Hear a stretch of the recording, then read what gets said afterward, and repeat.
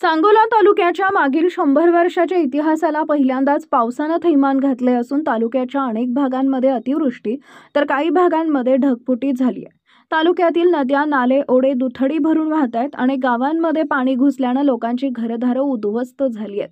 अनेक ठिकाणी हातातोंडाशी आलेली केळी, डाळिंबासारखी उभी पिकं आणि जनावरे वाहून गेली आहेत।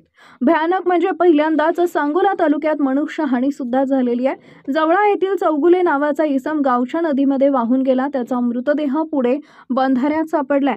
तसेच महिम गावात 2 मुलं वाहून गेलेली आहेत। अजूनही पावसाचं थैमान चालू आहे।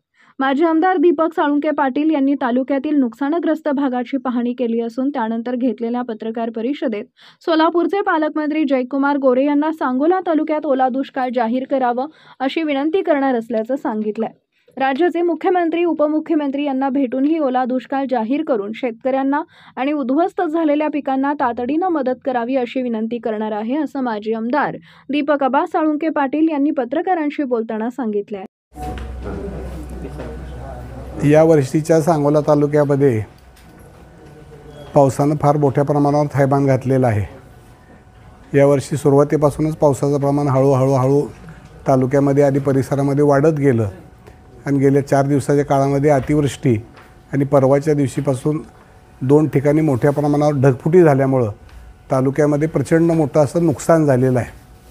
त्यामध्ये रस्ते वाहून गेलेले आहेत, पुलं वाहून गेलेले आहेत, अनेक गावच्या घरामध्ये पाणी शिरलेलं आहे, अनेकांचे संसार वाहून गेलेले आहेत, मोठ्या प्रमाणावर जमिनी वाहून गेलेल्या आहेत। एवढंच नव्हे तर काही जनावरांची हानी झालेली आहे आणि कालपासून एक चौगुले नावाचे ग्रस्त कोरडा नदीमध्ये या पुरामध्ये वाहून गेलेले आहेत। त्यांची डेड बॉडी आज बंधाऱ्यामध्ये सापडलेली आहेत। नुकतंच 1 तासापूर्वी आमच्या महिम आणि तांदळवाडीच्या मधल्या ओढ्यामध्ये 2 मुलंही वाहून गेलेली आहेत।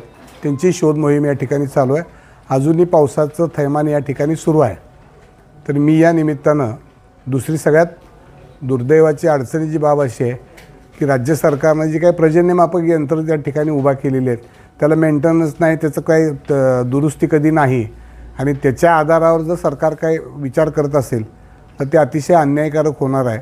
आणि म्हणून माझी आपल्या माध्यमातून प्रशासनाला आणि शासनाला, विशेषतः आपल्या सोलापूर जिल्ह्याचे पालकमंत्री आणि राज्याचे ग्रामीण विकास मंत्री, अतिशय ते कर्तव्यनिष्ठ मंत्री आहेत, जयंतभाऊ गोरे आमचे सहकारी आहेत, त्यांनाही मी या निमित्तानं विनंती करणार आहे की जास्तीत जास्त लवकरात लवकर सगळे पंचनामे, सरसकट पंचनामे, शेतकऱ्याचे, पडलेल्या घराचे, पडझडीचे, वाहून गेलेल्या जनावराचे, हे सगळे पंचनामे तातडीनं करून तातडीची मदत राज्य सरकारकडून, शासनाकडून शेतकऱ्यांना आणि नुकसानग्रस्त भागातील कुटुंब असतील त्यांना तातडीनं मिळावी अशा पद्धतीची माझी विनंती आहे। संपूर्ण तालुका ओला दुष्काळ जाहीर करण्याची मागणी करताय का? हो, संपूर्ण ही सगळी परिस्थिती बघितली तर संपूर्ण तालुक्यामध्ये ओला दुष्काळ जाहीर करावा अशी आपल्या माध्यमातून माझी शासनाला आणि प्रशासनाला विनंती आहे। ताज्या घडामोडी जाणून घेण्यासाठी शिवशाही न्यूज यूट्यूब चॅनलला सबस्क्राईब करा। आपण हा व्हिडिओ फेसबुकवर पाहत असाल तर फेसबुक पेज फॉलो करा आणि शिवशाही न्यूज.com या आपल्या वेबसाईटलाही भेट द्या।